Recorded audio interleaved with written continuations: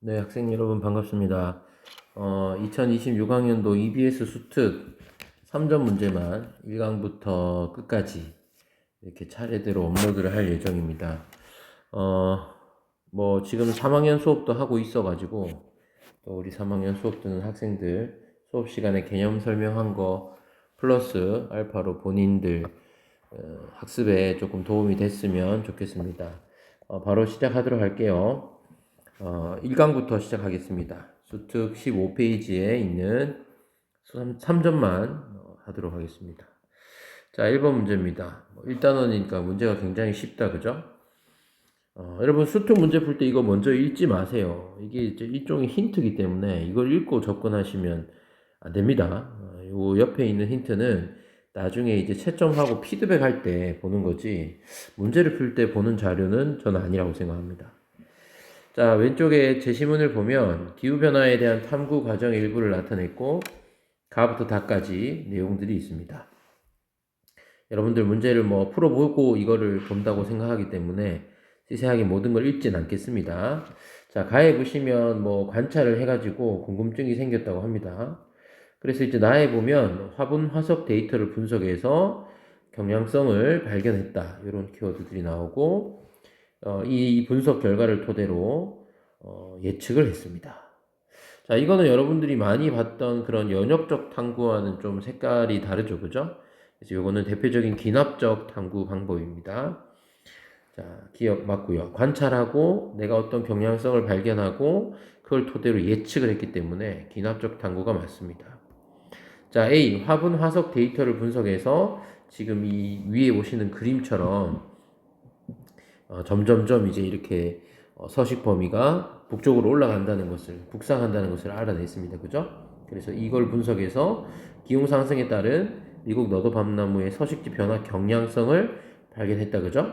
위에 여기 경향성을 발견했다고 적혀 있잖아요. 상승하는 기온의 폭이 크면 클수록 더 북쪽으로 이동할 것이다. 여러분, 요거 보면 됩니다. 4.5도 상승했을 때, 6.5도 상승했을 때 훨씬 더 올라갔죠? 그러면 기온이 더 크면 더 많이 이동할 것이라고 충분히 예측할 수 있죠. 그래서 답이 5번이 되겠습니다. 자, 2번 문제로 가세요. 바이러스 구조입니다. 사람 여러분 요 그림 딱 보시자마자 유전 물질과 단백질 껍질이 쌓여 있으니까 얘는 바이러스라는 것을 눈치를 채셨죠, 그죠?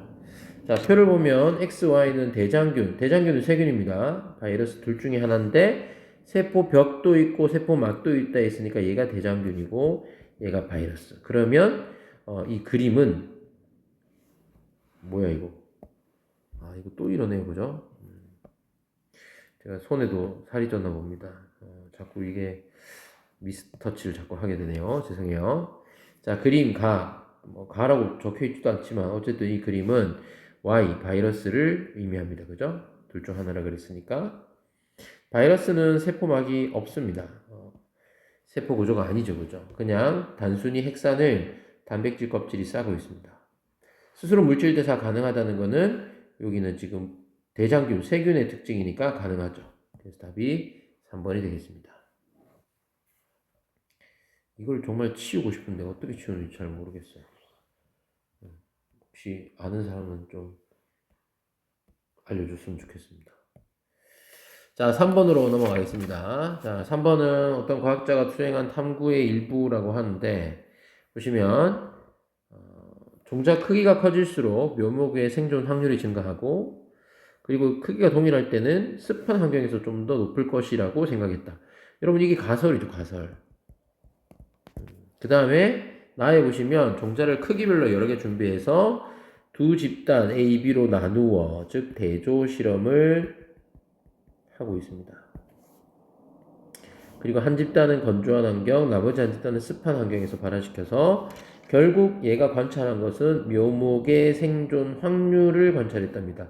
자, 그러면 여러분 여기 Y축에 해당하는 요게 종속변이죠. 그 다음에 X축에 해당하는 이 종자의 크기. 그죠? 우리가 지금 종자를 크기별로 여러 개 준비했잖아요. 요게 조작변인입니다.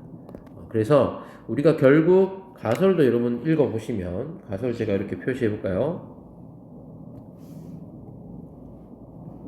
이렇게 했잖아요. 그러니까 여기 보시면 종자 크기가 어떨수록 이게 x 값입니다. 어떤 실험 결과에 영향을 미치는 요인이죠. 그래서 결국은 이 묘목의 생존 확률이 어떨 것이다. 요게 이제 y의 값에 해당하는 종속 변입니다. 그래서 여러분 기본적으로 우리가 함수 y는 fx라는 함수를 얘기할 때 x 값에 따라 y 값이 결정되잖아요. 그죠? 이 x 값이 조작 변인, y 값이 종속 변인에 해당하니까 그래프의 x축이 조작 변인, y축이 종속 변인이 되는 겁니다. 가설을 보시면 요 내용들이 굉장히 이렇게 함축돼서 표현이 되어 있습니다. 자, 결론은 읽어보시면 가설을 지지하고 있습니다. 그죠? 자, 그러면 A는 보시면 지금 생존 확률이 굉장히 높다. 그지?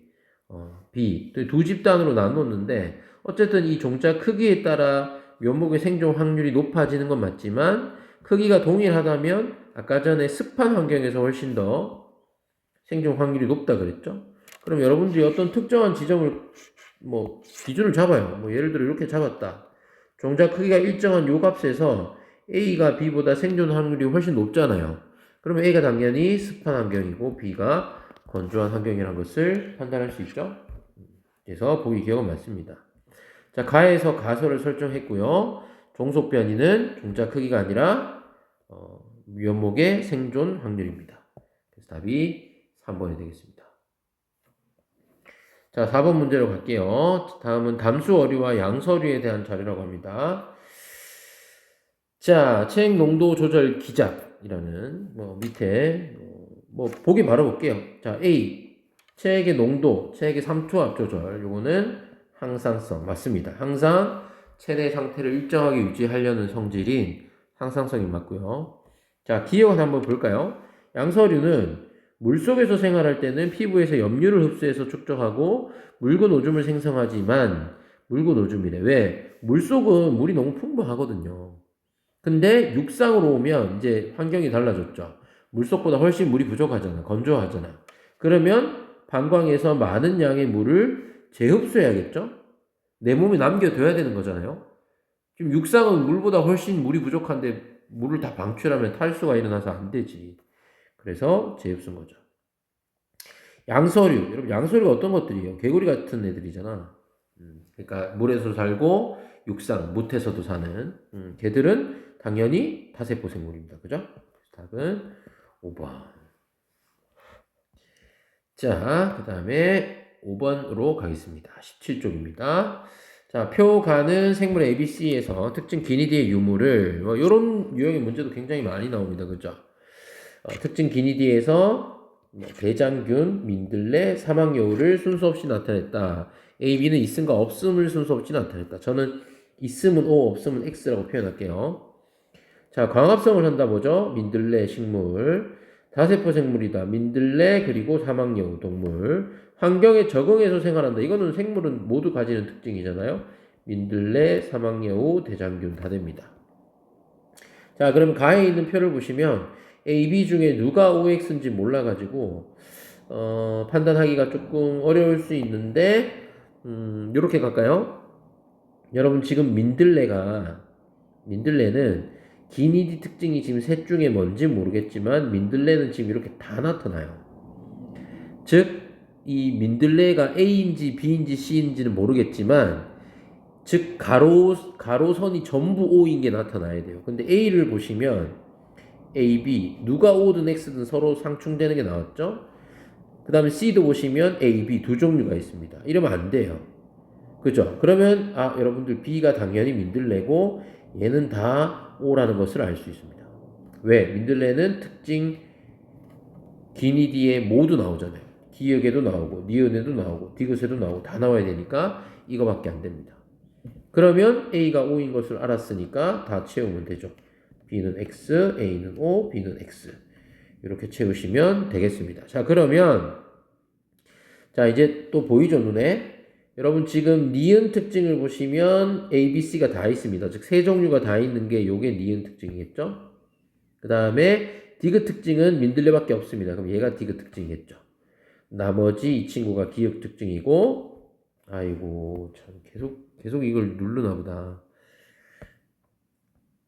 이게 이제 그 EBS 이게 이 PDF를 이북으로 사가지고 딱 EBS 전용 리더에만 그걸로만 읽으니까 밑에 이거 계속 누르게 되네요. 제가 이걸 좀 설정을 나중에 바꿔보겠습니다. 자, 끊겨서 미안하고요. 자, 그러면 남은 기억이 이제 민들레와 사망에 오니까 요거는 X잖아요. 그래서 두 개는 나와야 되니까 얘가 O가 되고 그럼 얘가 사망에 오겠죠? 얘가 대장균이 되겠습니다.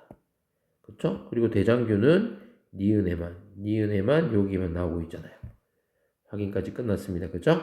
자, A는 없음이 아니라 있음입니다. 지금 동그라미 쳤으니까. 기억은 환경에 적응하여 생활한다. 이거는 기억이 아니라 니은입니다. 그럼 답은 디귿밖에 없는데 한번 볼까요? 세포의 수에 따라 생물을 구분할 때 C가 뭐냐면 대장균입니다. 대장균은 단세포 생물이고 집신벌레도 단세포 생물 맞습니다. 근데 뭐 굳이 차이를 꼽자면 대장균은 핵이 없는 원핵세포이고 집신벌레는 단세포 생물이지만 핵이 있는 진핵세포입니다. 이런 차이가 있습니다. 그래서 5번도 답이 2번으로 어렵지 않게 나옵니다. 자, 6번으로 가세요. 다음은 어떤 과학자가 수행한 탐구 과정을 순서 없이 나타냈다. 순서 없답니다. 그러면 가나다라를 내가 순서를 찾아야 되죠. 자, 보시면 다가 제일 먼저인 것 같네요. 왜냐하면 황조롱이 뭐 관찰한 결과 이렇게 났다는 걸 관찰했죠. 그죠? 그리고 밑에 가보면 가설 나오네. 황조롱이가 많은 수의 새끼를 양육할수록 어버이 생존율이 감소할 것이다. 이 가설이잖아. 얘가 두 번째. 그 다음에 결론 여기 있네. 얘가 네 번째일 것이고 실험했는 나가 세 번째겠죠. 결론은 결국 가설을 지지하고 있습니다. 그죠? 여러분 대부분 이렇게 문제가 나와요. 왜냐하면 결론이 가설을 지지하지 않으면 실험 다시 해야 됩니다. 여러분들한테 제시하기가 힘들겠죠. 자, 그럼 결국은 황조롱이가 새끼를 많이 양육하면 힘들어서 그런가? 어버이의 생존이 좀 약해집니다. 그러면 새끼 수가 3, 4마리, 5, 6마리, 7, 8마리인데 생존율이 가장 낮은 C가 7, 8마리, 그 다음에 5, 6마리, 3, 4마리 이렇게 찾을 수 있죠? 그러면 자, 연역적 탐구 방법 가설 설정하고 검증했습니다. 연역적 탐구 방법 맞고 A는 3, 4, 3, 4마리 과정은 다라 나가죠. 다라 나가 틀렸습니다. 그래서 답이 3번이 되겠습니다. 자, 이렇게 해서 1강의 3점 문제를 다 봤고요. 굉장히 쉽지만 특히 연역적 탐구는 여러분들이 절대 틀리면 안 되는, 그래서 정말 신속 정확하게 할 수 있는 연습이 필요합니다. 자, 다음 2강에서 만나겠습니다. 수고했습니다.